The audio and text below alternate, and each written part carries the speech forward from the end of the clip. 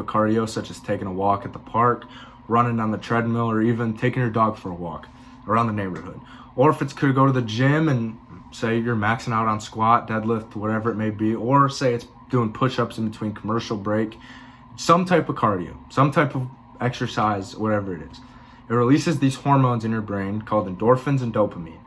And what these do is they naturally make you happy, right? And your brain naturally creates dopamine and endorphins, but sometimes it won't create enough of it it will bring you down. It'll get you in a depressive state or whatever.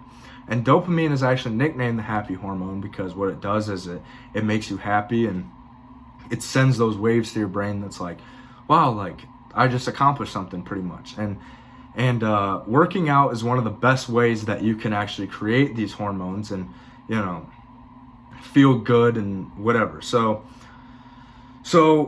with mental health being a huge problem in America, over 50% of Americans have, you know, been diagnosed or have admitted that they have dealt with mental health issues.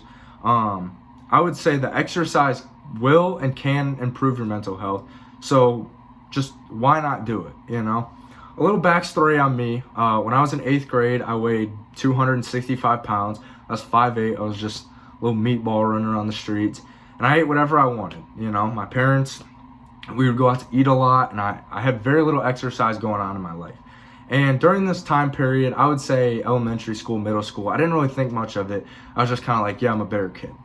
Once I got into high school, then it started to hit me like, wow, this isn't really normal to be this big, right? And I fell into a depressive state. Now, obviously, I was depressed because I didn't look good, but it was also because I didn't really have any hobbies to take my mind off of it. And so one day I went up to my mom and I was like, Mom, I want a Planet Fitness membership. And so my mom's like, okay. So she bought me my first gym membership, and I remember me and my dad would go every single day. We would work out, and over time I ended up losing over like 75 pounds, and I got down to like 185 was the least I ever weighed. And over time I started getting more happy. Now obviously I was getting happier because I was losing the weight, but at the same time I was consistently working out, and I was getting those endorphins, those dopamine getting sent to my brain, and I was the happiest I've ever been. And I just felt great. So it's proven that working out will and can, like I said before, will and can improve your mental health because of the hormones that it does send over your brain. Many people all over America, even all over the world, struggle with mental health issues in some form or fashion. Now, some scenarios are more serious than others. Some are hereditary and just get passed down through the family. I know for me, my grandpa, he has depression, my aunt has anxiety, my mom has anxiety. So naturally, you know, and I do have anxiety. I do take medicine. It's called Zoloft. I do take it for my anxiety.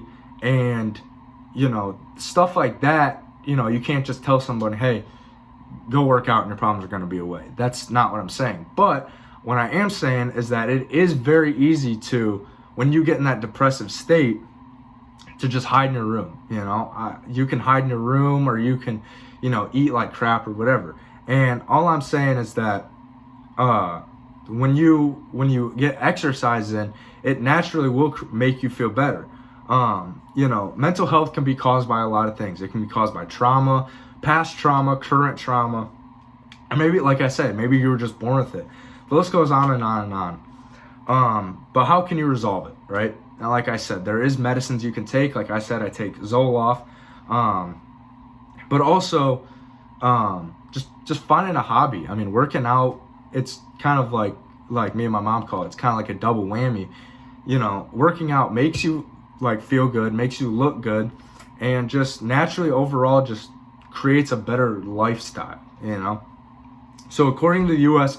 Department of Health and Human Services, 50% of adolescents has had a mental health disorder at some point in their life. So 50% of teenagers, adolescents, teenagers, have dealt with mental health disorder, right? And that, like, obviously during your teenage years, you're going through middle school, and if you haven't been in middle school yet, you know, if you have been, you know how hard that time period can be between middle school and high school. You know, you're trying to find out who your friends are. who likes you, who doesn't like you, you're insecure about your body.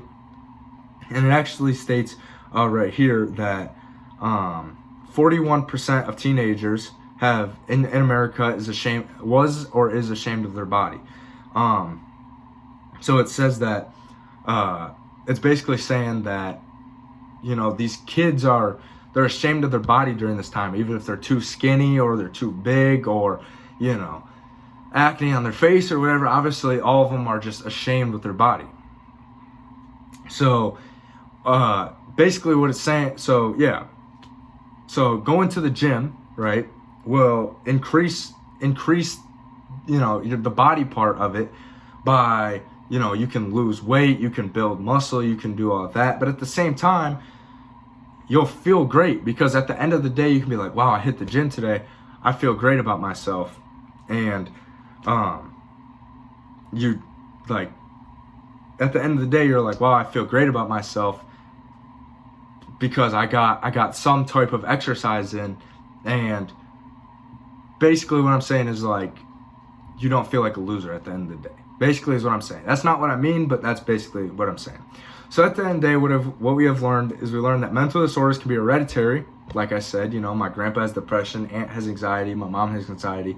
It can be hereditary. But many teens with mental health disorders do struggle with these mental health disorders that aren't hereditary. They just are caused because of the time period that they are in their life. So the way to fix it is, just going for a walk in the park. I remember me and my parents every Saturday we would go for walks in the park, and it did make me feel a lot better afterwards. So mental health is one of the biggest issues in America. Nearly 50% of Americans struggle with their mental health. This means that most likely someone you love struggles with their mental health. So it obviously is a big issue in life, in everybody's life. Because if 50% of people struggle with it, then somebody that nearly probably does struggle with it. Everyone at some point in their life will feel down. I mean, I know on gloomy days I feel down. If I got a bad grade on a test, I'll feel down. In baseball, if I have a bad day, I'll feel down. But that doesn't really mean you're like depressed, have anxiety, bipolar. It just means you're having a bad day. And one thing that I like to do is, if I'm feeling down, is actually I like to go hit the gym, because it will increase your dopamine, and it will make you feel a lot better. Now obviously it's not gonna take your problems away, but it will make you feel a lot better. So at the end of the day, what I'm trying to say is that working out will increase your mental health.